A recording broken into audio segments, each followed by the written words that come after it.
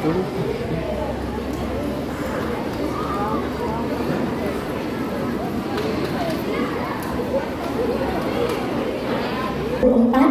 adalah awal kemajuan bangsa Indonesia yang lebih maju. Di tahun yang sama, di kota Makassar, lahirlah anak kedua dari Tedri Daeng Baji dan Bahar Daeng Naba, yang nantinya akan membawa Indonesia menjadi lebih maju dan berkembang. Dia akan selalu dikenang oleh seluruh warga Indonesia karena jasanya terhadap bangsa.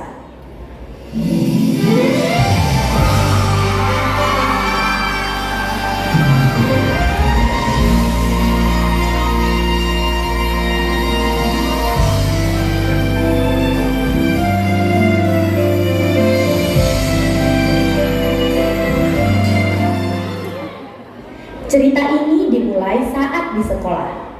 Terlihat Ardi sedang belajar di kelas. Saat sesi tanya jawab pelajaran Bu Susanti, Ardi menjawab semua pertanyaannya dengan benar dan tepat. Negara Myanmar terletak di mana? Saya, Bu. Iya, silakan Ardi. Di benua Asia bagian tenggara. Bagus Ardi. Pertanyaan selanjutnya, apa ibu kota Vietnam? Hanoi, Bu. Bagus Ardi. Negeri ini butuh anak-anak muda yang cerdas seperti Ardi.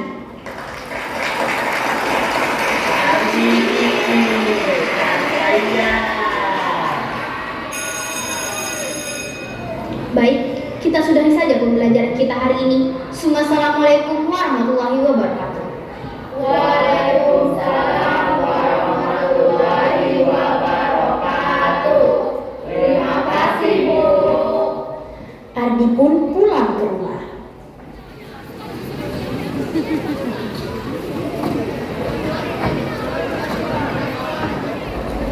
Sesampainya Ardi di rumah, dia sedang membaca sebuah buku mengenai pesawat yang merupakan kesukaan Ardi. Mak, pulang ya, Ardi? Iya, ini sudah mau dipanggil untuk makan. Ardi, sini makan nak. Tunggu, Mama. 1 lembar lagi selesai. Sudah itu Ardi, nanti dilanjut nak. Sekarang kita makan dulu. Iya, tunggu. Hari ini menunya makanan kesukaannya Ardi sama bapak. Ardi makan terburu-buru. Santai saja kalau makan, buru-buru begitu. Nggak bisa pelan-pelan, masih ada 1 lembar tadi. Buku apa yang kau baca kanak? Itu, Pak, buku tentang pesawat yang dibelikan sama Mama kemarin. Oh alah, pantas semangat sekali membaca. Ternyata tentang pesawat, Pak.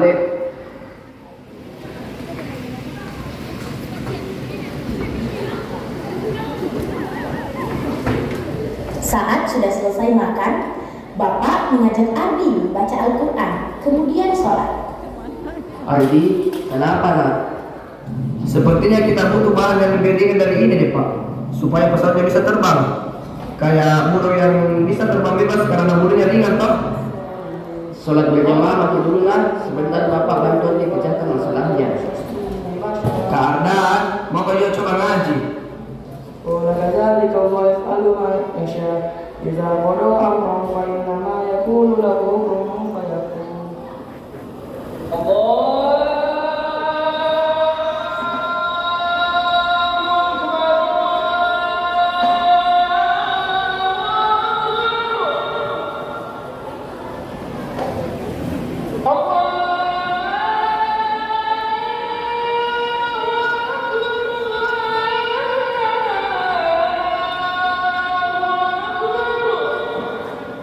Udah yuk, kita siap-siap sholat berjamaah. Rakaat dan iqamah. Allahu Akbar, Allahu Akbar. Asyhadu an la ilaha illallah. Asyhadu anna Muhammadar Rasulullah. Hayya 'alas salat, hayya 'alal falah. Qad qamatis salat, qad qamatis salat. Allahu Akbar, Allahu Akbar. La ilaha illallah. Sebelum mereka sholat, bapak melihat semua anggota keluarganya. Kemudian mereka pun sholat berjamaah.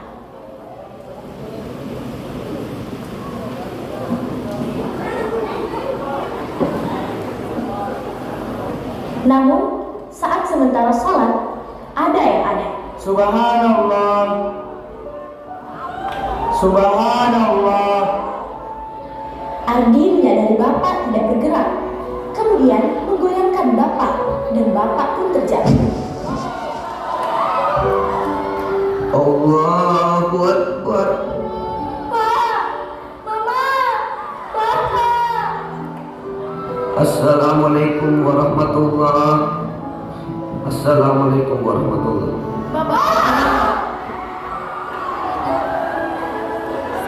Ardi sekeluarga sangat terpukul dengan kepergian sang bapak. Hari demi hari, bulan ke bulan, tahun ke tahun telah berlalu. Kini, Ardi menginjak usia 18 tahun. Ardi memutuskan untuk melanjutkan kuliahnya di Universitas Hasanuddin Makassar. Kemudian, setelah menyelesaikan S1-nya, dia pun melanjutkan S2-nya di Jerman, Universitas of Heidelberg, jurusan International Relations. Saat di Jerman, Ardi sangat takjub dengan negara itu.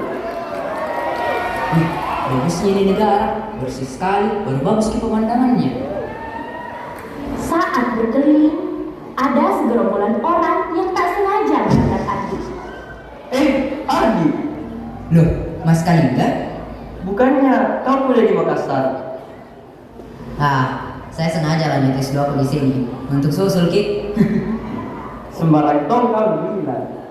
Oh iya, ini siapa ya Mas? Iya, perkenalkan, ini Ayu dan Kalista. Halo, perkenalkan, saya Kalista Amelia Putri. Saya Andi Putra. Halo, perkenalkan saya Raden Rahayu, anak tani Lolita. Ngomong-ngomong, tinggal di mana kau? 1,5 jam dari sini. Saya tinggal dengan keluarga Jerman Belanda. Oh, begitu. Hei, ini ada undangan untuk acara besok. Di sana ada Pak Rektor yang akan membawakan pidato singkat kepada seluruh mahasiswa dari Indonesia. Makasih, Bu. Besok ikut bersama saya ke sana kan? Maafkan ya Mas, tapi kayaknya saya nggak bisa ikut nih. Yakin, di sana kita ada nasihatnya. Oke, kalau begitu saya ikut.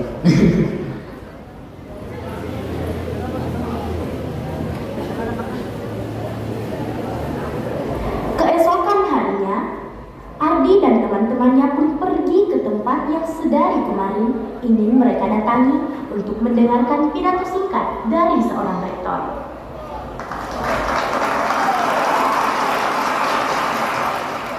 Mahasiswa Ikatan Dinas Mahir jauh-jauh ke Eropa bukan untuk melancong. Kalian harus jadi dokter, jadi insinyur, jadi ahli-ahli fisika, lalu pulanglah dan negara akan membiayaimu.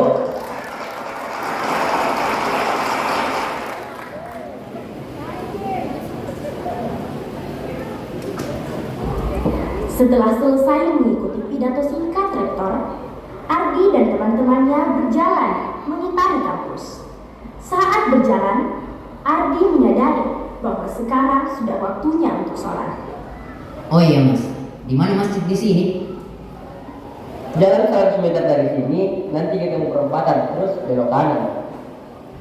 Oke Mas, kalau begitu sholat dulu nak. Iya, nanti saya tunggu di sini.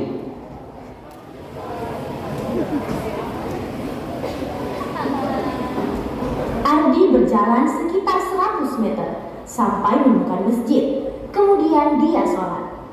Setelah sholat, ia pun berdoa. Ya Allah, mudahkanlah hamba-Mu ini menuntut ilmu di negeri orang ya Allah. Lancarkanlah semuanya ya Allah. Dan berilah hamba-Mu ini kecerdasan agar bisa membanggakan mama hamba ya Allah. Ardi tiba-tiba teringat omongan ayahnya.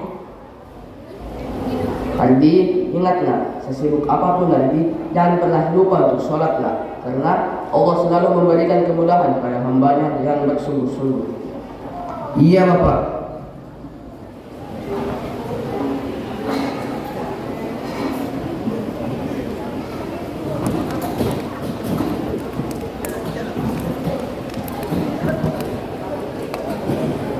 Saat selesai sholat, Ardi memutuskan untuk pergi ke kampus kafe di dekat kampus dan makan bersama Talia dan teman-temannya. Namun, saat Ardi berada di kafe, tiba-tiba saja, Hei, Ar, kamu harus coba makanan yang ada di sini. Tenang saja, semuanya halal. Iya mas. segerombolan mahasiswa berpakaian rapi pun lewat sampai Ardi dan kawan-kawan. Mereka siapa mas? Mereka itu pelajar yang diberikan beasiswa dari negara karena telah berjasa kepada bangsa. Oh begitu. Ayo pesan makanan mas. Paspor hijau, kok bisa tiba di sini kamu? Dibiayai oleh mama saya. Memangnya kenapa? Anak kedua rupanya. Aldi ini anak jenius. Dia melanjutkan S2-nya dari Fakultas Ilmu Sosial dan Ilmu Politik Universitas Hasanuddin di Makassar. Jenius kamu bilang. Kalau dia jenius, paspornya begini, warna biru. Ini bukti kita orang terpilih oleh negara. Senggol bos. Maksudnya bagaimana bu? Maksud Bung Dita itu, sorry ya, kamu itu bodoh. Ngapain kamu ikut ketawa? Saya baru tahu kecerdasan seseorang itu diukur dari warna paspor. Saya lanjut S2 di Jerman itu karena saya pintar dan itu fakta. Paspor Anda warna biru itu karena balas jasa negara. Hei Bung, bukan begini caranya menyelesaikan masalah. Ingat, kita membawa nama baik Indonesia. Saya setuju sama Bung Dev. Saya harus sopan sama di kelas. Kalau gitu, gini aja. Ardi, mending kamu pesanin kita makanan. Hei Bung, ini Jerman bukan Indonesia. Di sini tidak ada yang seperti itu. Bung Dev, sudahlah. Ini cuma cara untuk mendekati di kelas. Bung Dev duduk aja. Katanya jenius, ngapain perlu dicatat? Oke baik, silakan pesan apa yang kalian mau. Saya kopi hitam dan roti lapis, keju di tengah dan dagingnya lapisan paling atas dan paling bawah. Sayurannya di lapisan paling atas. Yang lainnya mau apa? Saya kopi panas, campur seperempat susu, gulanya 1 batang, 2 telur mata sapi, setengah matang, sandwich isi salmon dan tidak berminyak. Kalau Ali maunya saus bakar dengan saus barbecue, sausnya dipisah, minumannya jus jeruk, jusnya yang seger ya. Yang lainnya mau apa? Roti bakar 2, kacang coklat 1, nanas 1, yang nanas agak hangus. Terus yang kacang coklat banyakin kacang daripada coklat dan susu. Itu saja bu. Oke, tunggu. Kalau kamu salah, kamu akan bayarin makanan kita semua. Dengar? Lantas, bagaimana kalau saya benar? Kita semua bakal bayarin makanan kamu di sini selama 3 hari. Kalau kamu berhasil bawain makanan kita dengan benar. Oke, deal. Tunggu, gula saja di 2 tambah 1 dan telur mata sapi saya ditambah garam di atasnya. Saya tambah teh panas, gak usah pakai gula. Oke.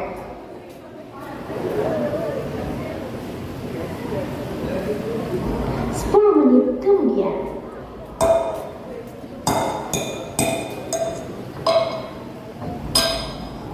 Ini bu. Bagaimana? Sudah cocok dengan pesanan? tepat seperti pesanan.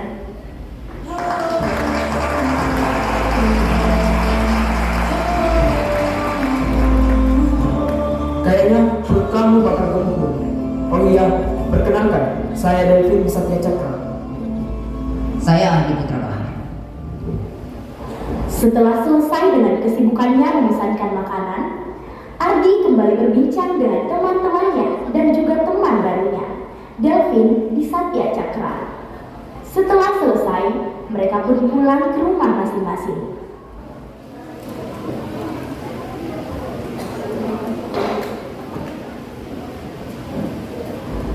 Hari yang paling ditunggu-tunggu seluruh mahasiswa pun tiba. Saat semua orang sibuk melihat peringkatnya, di sisi lain, Ardi yang sedari tadi berusaha mencari-cari namanya, tak kunjung dia temukan. Ardi pun mulai khawatir. Aduh, bagaimana cara aku kabari mama di Indonesia? Apa harus saya bilang? Hei kenapa gelisah sekali kok? Muka kau sampai pucat begitu. Kenapa kau? Gagal kak. Hah? Gagal kenapa kok? Bicara baik-baik kok dulu. Sepertinya Ardi gelisah gara-gara pengumuman deh kau. Tenang dulu, saya kesana periksa baik-baik. Permisi, bisa bantu saya tidak? Bisa Bu, sini. Itu namanya Ardi, makasih Bu. Kenapa kau? Sini ikut sama saya, cepat. Kenapa Kika ini mas sebenarnya? Permisi Bu, angkat Bu. Masih banyak Bu. Paling atas Itu nama saya, nomor 1. Oh sudah berhasil Bu.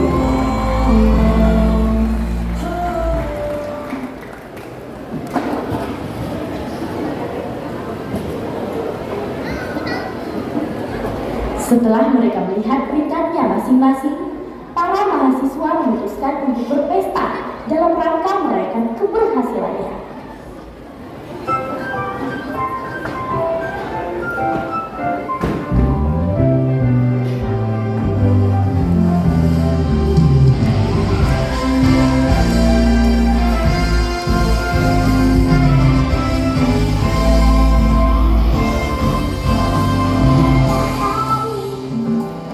Sinar terang seolah tersenyum senang walau panas menyengat kami tetap gembira jauh-jauh pikiran riang seiring dengan langkahku bebas berlari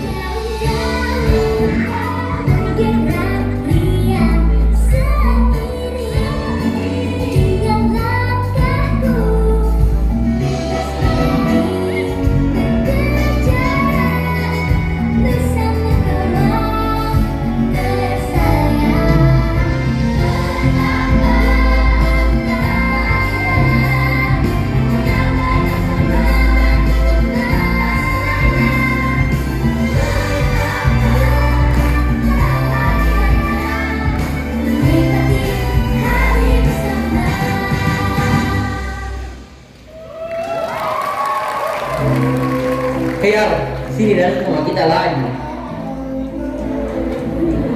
Lanjut nih mas, mau kak kabari mamaku dulu.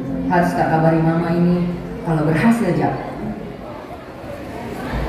Ardi menghubungi ibunya dan memberikan kabar gembira kepada sang ibu tercinta. Assalamualaikum, Mak. Waalaikumsalam. Apa kabar nak? Alhamdulillah Ardi baik di sini. Aisyah sama Kak Adan bagaimana kabar? Alhamdulillah mereka sehat-sehat. Tumben menelpon Ardi. Kenapa nak? Alhamdulillah Ardi peringkat 1 kemarin. Alhamdulillah. Terima kasih anak. Iya Mak. Makasih untuk semua prestasi yang Ardi capai nak. Iya Mak. Makasih sudah selalu rayakan segala hal yang Ardi lakukan. Bagaimana di rumah? Ya semuanya baik ya. Cuman kondisi ekonomi di rumah lagi tak stabil. Mama minta maaf nak, soalnya nggak bisa kirimkan uang yang cukup. Tapi kalau Adi punya kebutuhan, tetap hubungi Mama ya nak. Iya, jangan bikin minta maaf. Saya mengerti kondisinya Mama. Kalau begitu, Adi tutup ya Mak. Assalamualaikum. Waalaikumsalam.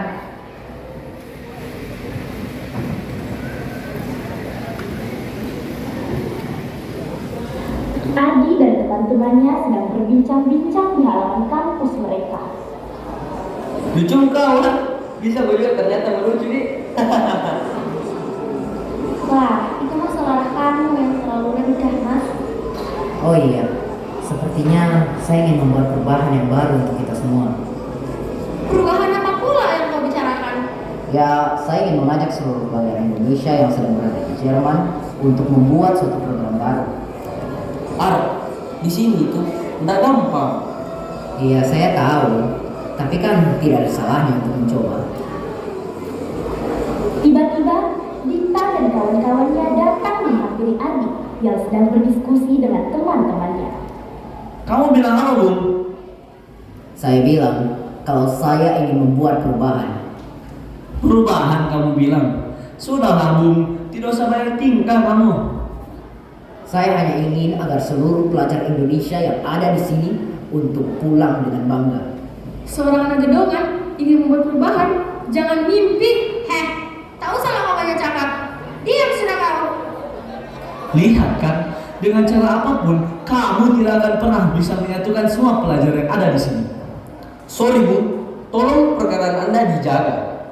Bung, tidak usah bayar kamu. Anda yang tidak usah iri hati dengan Ardi.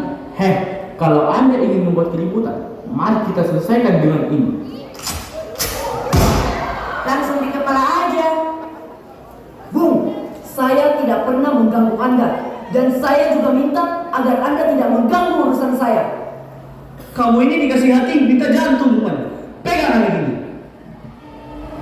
Ayu, Kalista dan Kalingga pun dipegang oleh kawan-kawan Dita. Dita memukuli Ardi berkali-kali. Begitupun dengan Kalingga yang dipukul oleh kawan Dita. Kamu jangan banyak bicara, Bu. Kalau saya sudah naik darah, saya tidak segan-segan untuk menembak kepala kamu. Tembak saja, Bung. Saya tidak takut dengan Anda. Bung, jangan main-main dengan saya. Kalau Anda berani menembak Ardi, saya akan mengirim surat kepada pemerintah untuk mencabut beasiswa Anda. Aduh, Dikta, udah. Dita, kita gak belajar. Udah tak, saya gak mau beasiswa saya dicabut. Bung, ayahnya Kalingga itu orang pemerintahan. Kamu tidak lupa kan? Pergi kalian dari sini. Dita memikirkan perkataan temannya dan memutuskan untuk pergi meninggalkan Ardi. Udah, cabut. Ardi sudah tergeletak di tanah dan tidak sadarkan diri. Ardi! Bangun kau, Ar. Bangun kau. Pindah, Lis. Biar ku percikan dulu air ke mukanya Ardi supaya dia sadar. Ayu memercikan air ke muka Ardi hingga Ardi pun tersadar. Maafkan kita, Ar. Gara-gara kita, kamu sampai begini. Tidak apa-apa, Ibu. Maukah saya pulang dulu, nak? Tidak mau ditemani pulang, Ar. Jangan, Dimas. Obati Miki juga luka tak. Benar kamu tidak ingin ditemani, Ar. Iya, Yu. Tidak apa-apa. Saya pulang dulu ya. Ardi berjalan dari kampus ke rumahnya. Saat di jalan, Ardi merenungkan semua ide cemerlangnya dan memutuskan untuk tidak melaksanakan program tersebut. Kenapa begini sekali? Padahal saya cuma mau membuat perubahan dan hal baru untuk kebaikan bersama. Tapi sampai begini jadinya. Tidak terasa. Malam ini ternyata. Ardi melihat bintang-bintang di langit. Tanpa ia sadari, ternyata sedari tadi Kalingga, Kalista dan Ayu mengikutinya dari belakang. Maukah jadi seperti itu bintang-bintang? Kecil, namun terang dan indah. Kalau tidak ada bintang-bintang, pasti langit bakalan terasa sunyi. Ardi menoleh ke belakang karena ia mendengar langkah kaki. Kenapa kalian bisa di sini? Kita ini ikuti kau jalan. Takutnya pingsan lagi kau. Macam mana kalau pingsan terus tidak ada yang lihat. Tadi kita dengar semua perkataanmu mengenai program kerja. Iya yuk, tidak jadi lanjutkan gitu. Jangan kau pantang menyerah begitu, Ar. Harus kita tetap berjuang. Tidak boleh goyah. Betul itu, Ar. Iya, saya akan lanjutkan programku. Begitu baru namanya Arki. Ya sudah, sekarang kamu buat apa? Sama jika yang tadi aku bilang, mau kasih kumpul semua pelajar Indonesia yang ada di sini, dan saya akan kasih tahu program apa yang akan saya buat. Ya udah, kita bantu kamu ya. Ayo nih, mulai mencari satu-satu pelajar Indonesia. Ayo. Akhirnya, mereka berempat mencari satu persatu pelajar Indonesia di Jerman. Dan usaha mereka pun membuahkan hasil. Mereka berhasil mengumpulkan lebih dari 15 orang pelajar Indonesia dan kemudian menjalankan program kerja yang dibuat oleh Ardi, yaitu membuat suatu pertukaran informasi sesama pelajar Indonesia satu sama lain. Ardi pun menjadi salah satu pelopor di sana. Teman-teman, mari kita jalankan program ini. Ayo kita pulang dan banggakan bangsa kita.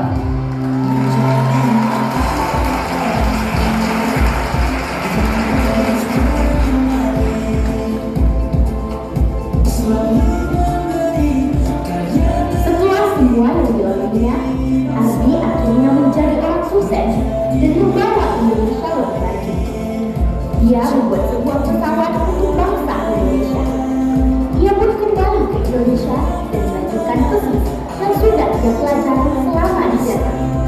Waktu demi waktu, dia menjadi pemimpin politik di pemerintahan hingga pada akhirnya dia dipilih oleh negara dan terpilih menjadi Presiden Republik Indonesia. Mari kita sambut dengan meriah Bapak Ardi Sutra Bahan.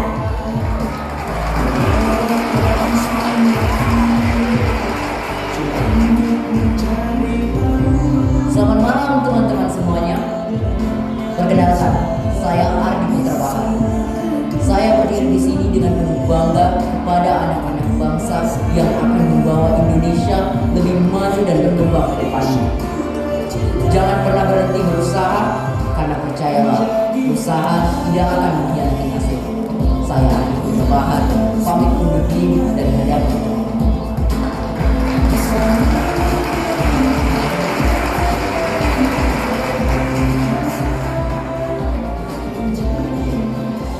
Terlihat Dita dan kawan-kawannya menghampiri Ardi yang telah selesai berpidato. Selamat Bu.